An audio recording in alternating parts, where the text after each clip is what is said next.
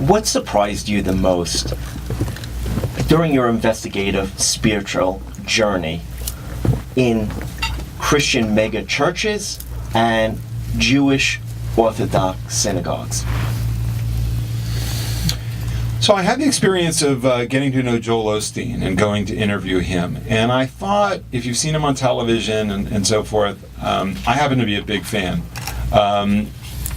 And you know, when I went out to Houston to meet him and to attend a service on Sunday, you know, the journalist in me was more skeptical, thinking, you know, I have a feeling I could get spun here. You know, that the question of asking, how do you go about advising someone who's trying to deepen their faith? The answer would be, well, you just have to accept Christ. You know, because I had spoken to other evangelical leaders who said, essentially, that's nice, you're on a journey, that's all well and good, but until you accept and answer the question, who is God, then you're kind of, you know, you're just kind of meandering along.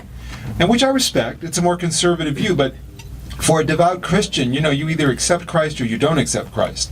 It's not a kind of journey.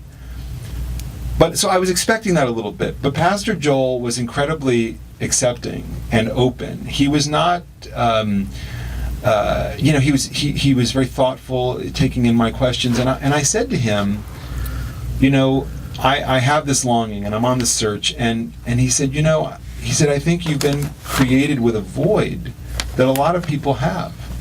You know, a void for greater meaning in their lives. And he said, you know, I do believe that God begins to reveal himself to people like that. And his message was not that you should believe a certain way or you have to accept Christ. It was just let God in a little bit more. Have a heart for God. And, you know, in the Bible, in Deuteronomy, Moses talks about God circumcising the heart, that to cut a little hole open in the heart, to aerate it, to actually open the heart. And if we're open to experience, we're open to hearing God, experiencing God, we're open to love among each other.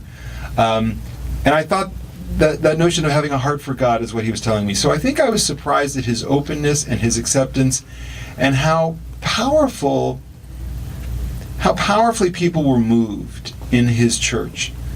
Whatever you think of him, whatever you think of if you've ever watched a service, I mean, they had, at one point they had a woman I described, it was like Cirque to Jesus. There was literally a dancer who was rappelling down this big chiffon rope. I mean, it was astonishing. It was this astonishing performance. And but there were kids with their hands in the air who were clearly feeling God. I admire that depth of belief. So I was very impressed by that. The question about orthodoxy, I mean, you know, it's interesting. On the one hand, if I'm in an Orthodox service, it's hard for me because I don't always understand it. I mean, I just don't know Hebrew well enough. It doesn't feel as natural to me. It doesn't feel as spiritual to me. And yet... It is for them. Sorry? You're right. It is for them. I remember asking if you know Jonathan Sachs, the former chief rabbi of Great Britain. I'm a huge devotee of his. And I said, you know, why is it that Jews don't talk about God very much? And we had this conversation. And he said, David, do you have many Hasidic friends?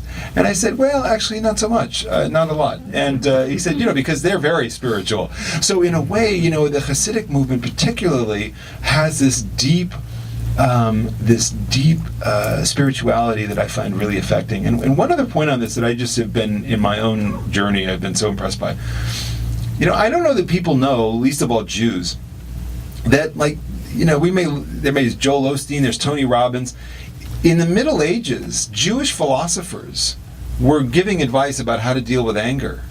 And it's just amazing to study that. They were Rabbi Abraham Twersky talks about the Torah as primarily devoted to refinement of character. And, you know, the rabbinic period is full of rabbis who were really focused on just this kind of evolution.